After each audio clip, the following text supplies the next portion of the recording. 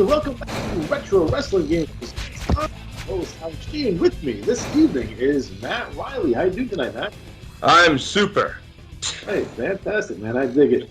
So on this episode, we're going to take a look at WCW Mayhem for the PlayStation. Now, this game was also released for your N64 and Game Boy Color. It was published by EA, so yay for EA. Not Electronic Arts, like other people call it, but Electronic Arts, makers of Madden and such.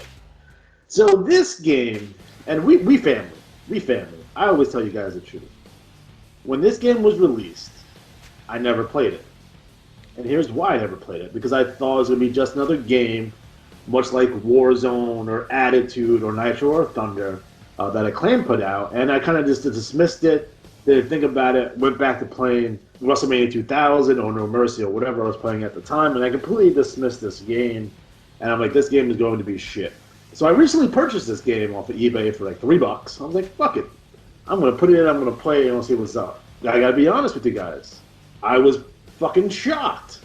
This game is not terrible. This is not the greatest wrestling game of all time, but it's not terrible. The roster has 50 wrestlers in it. Again, your core 1999 WCW roster. It has beautiful Bobby Eaton in the game, so it always gets brownie points for having Bobby Eaton in the game, so that was pretty fucking sweet. Right. So I dig that. The arenas are cool. It had this nice little gimmick where you're able to play pay-per-view matches from upcoming pay-per-views, although that didn't last very long because the nature of the professional wrestling business is that rosters change pretty regularly, especially in 1999, so a lot of those matches could not be played. But for a couple pay-per-views, you were able to get a code from Monday Night Nitro, and you're able to play through the pay-per-view, which I thought was a really cool gimmick, and maybe something that they may want to try to bring back in some modern wrestling games. So I thought that was really neat that they attempted this, although it didn't work out very long. But again, it has a lot of different arenas. Again, they have your Monday Nitro, your Thunder, Saturday Night Sold Out, Super Brawl, Uncensored, Spring Stampede, Slamboree, Grand American Bash, Bash at the Beach, Road Wild, Fall Brawl, Halloween Havoc, World War III, and Starrcade. And it had a lot of backstage arenas too. So you had like the locker room, storage room, 2 different parking lots, a hallway, boiler room, ticket office, a loading room, which I guess is like a dock, a restroom, 2 offices, a media room, and a first aid room. So it had a lot of backstage elements. Again, it's a big proponent of this game, and would be a big proponent going forward in the next game, which was Backstage Assault, which took place all in the backstage. I wonder if Vince Russo wrote that game. Let's go through the rosters quickly, because I do find it very, very interesting. Again, this harkens back to your 1999 WCW. So again, you have Alex Wright, Billy Kidman, Bobby Duncombe Jr. makes an appearance, Booker T, Bret the Hitman Hart, Buff Bagwell, Chavo Guerrero Jr., Chris Benoit, Chris Kanyon, Kurt Hennig, Dean Malenko, Diamond Dallas Page, Disco Inferno, Eddie Guerrero, Ernest the Cat Miller, Goldberg, Hollywood Hogan, Horace Hogan, Juventud Guerrero, Kazuhashi, Kenny Chaos, really? Kevin Nash, Conan, La Parka, Lex Luger, Liz Mark Jr., Randy Savage, Norman Smiley, Perry Saturn, Chris Iakea, Psychosis, Raven, Rey Mysterio Jr., Scott Norton, Scott Steiner, Steve Mongo McMichael, Stevie Ray, Sting, Wrath, Arn Anderson, Bam Bam Bigelow, Barry Windham, Bobby Blaze makes an appearance, Bob Eaton, Chris Jericho, Doug Dillinger, the security guy, Eric Bischoff, Jimmy Hart, Lasharoo, Mean Gene Oakland, Ric Flair, Rick Steiner, Scott Hall, Sergeant Buddy Lee Parker, Sonny Ono, and Wolfpack Sting. Again, at the time, I think a lot of people who were playing this game, again, you gotta understand the time frame here, guys. People are already playing fucking Revenge, they're playing fucking WrestleMania 2000, they would go on to play No Mercy, so this game kind of flies under the radar. It does have its issues now. It does have not the greatest collision detection. The graphics are still PlayStation 1 graphics, folks, and someone had to take the hit. Thank God for the PlayStation, because a lot of those 3D games for PlayStation are fucking terrible. They look disgusting. They're fucking all washed out, polygon messes. But someone had to take the plunge into 3D. If it wasn't for PlayStation, we wouldn't have what we have today. Although the current WWE game is full of bugs and crazy shit as of right now. But again, overall, the moves are easy to put off. So the gameplay is solid. The controls are solid. The music is pretty good, as commentary with Tony Schiavone and Bobby the Brain Heenan, which is a nice touch. Now, the N64 is missing Bobby, so you often get times where Tony's talking to himself. But hey, what do you do? It reminds me of I have a version of WrestleMania 6 that I guess when they had the dispute with Jesse Ventura, that they just muted Jesse on the mic, so the entire pay-per-view fucking Monsoon's just talking to himself, and it's really weird. So yeah, picture that for your N64 version.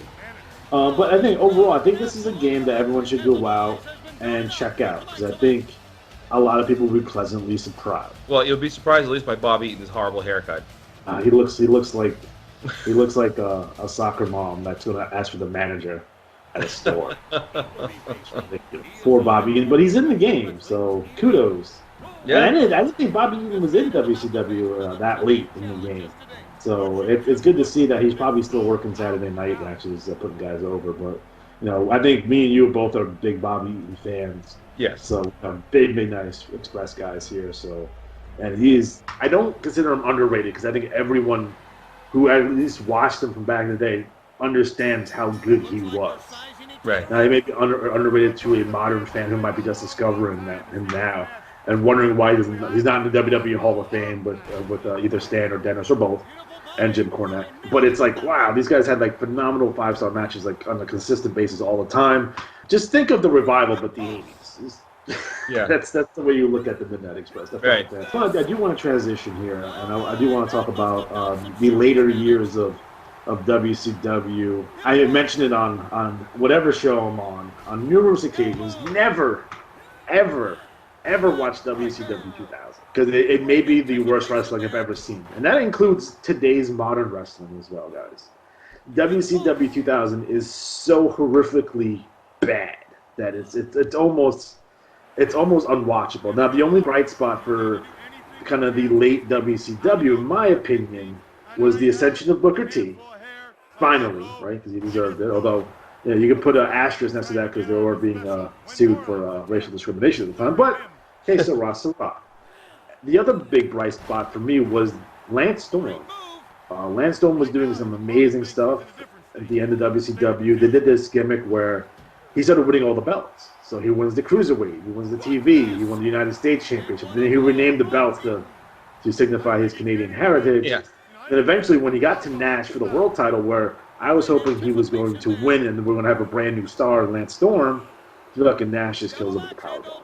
There you go. That's the end of that. But, I think Lance Storm did a tremendous job during that era. Unfortunately, when it comes to WCW towards the end, I feel it stopped being a wrestling show and started being a parody of wrestling show. I think you can.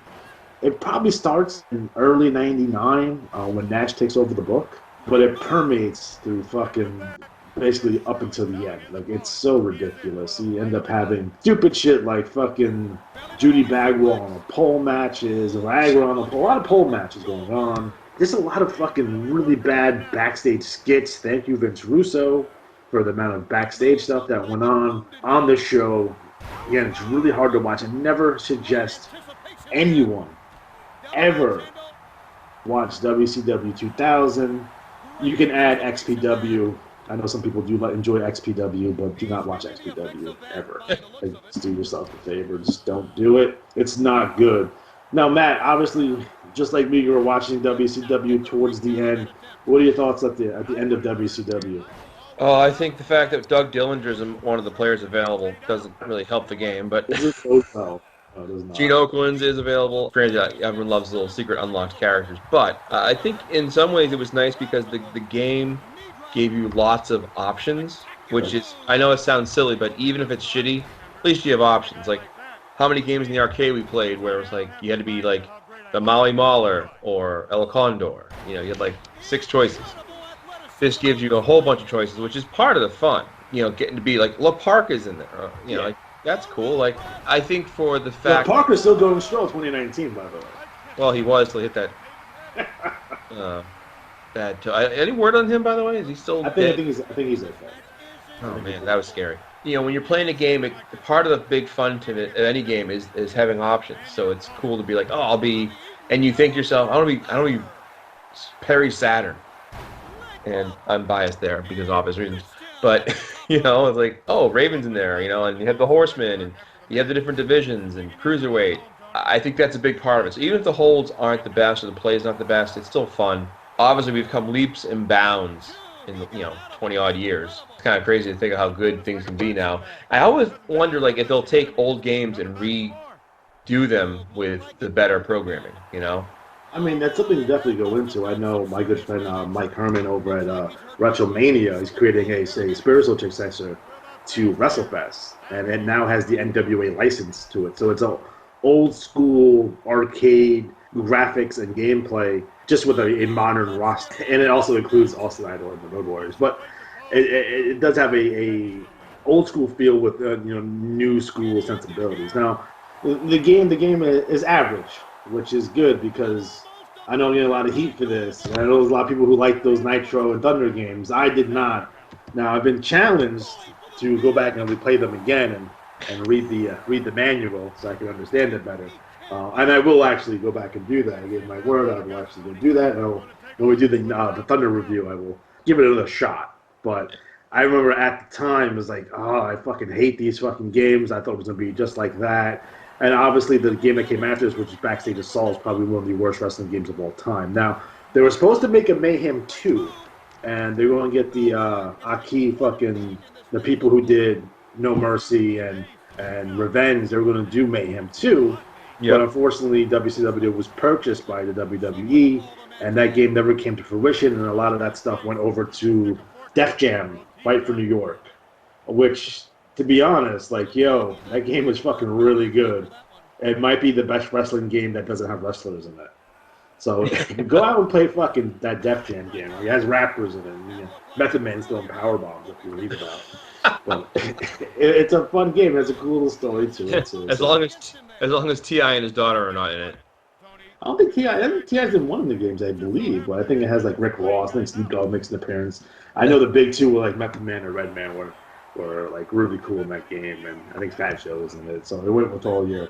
So it really, I played the shit out of those games, and they were really good. And unfortunately, that WCW lost the Monday Night War, and they were sold, which we gotta get into that deep because there's a lot of fucking shenanigans around that, especially about how low of a price the WWE got that for. They got it for nothing. Yeah. And there's some issues there that I think we should go back and take a look at, maybe address. Speaking of 1999, this game was sponsored by Surge. I remember when I was a senior in high school, we got Surge machines in my high school, which probably was a mistake. Surge is making resurgence as of late, so I see them in 7-Eleven. I bought one. Doesn't it taste as good as I remember? Just like Ecto Cooler when I got Ecto Cooler 2 years ago. It didn't taste as good as I remember. But much like most of the things from the 90s. It's not as good as I remember, but it's okay. So I think overall, when it comes down to WCW Mayhem for the PlayStation, again, if you're a wrestling video game collector like I am, so I'm going to get them all. This would be a big omission from the collection.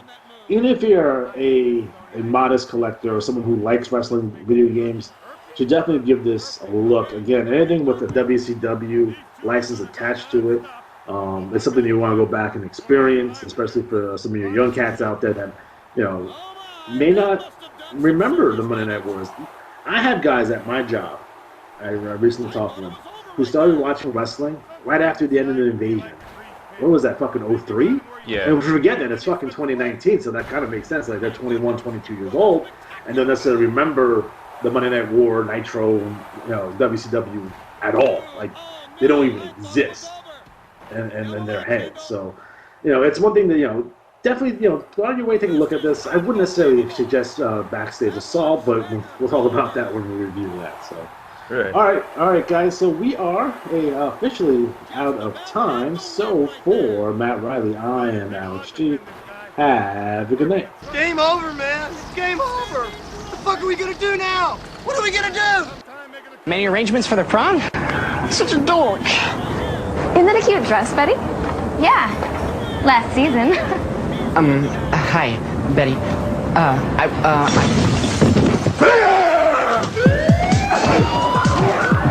WCW Mayhem. It starts in the ring.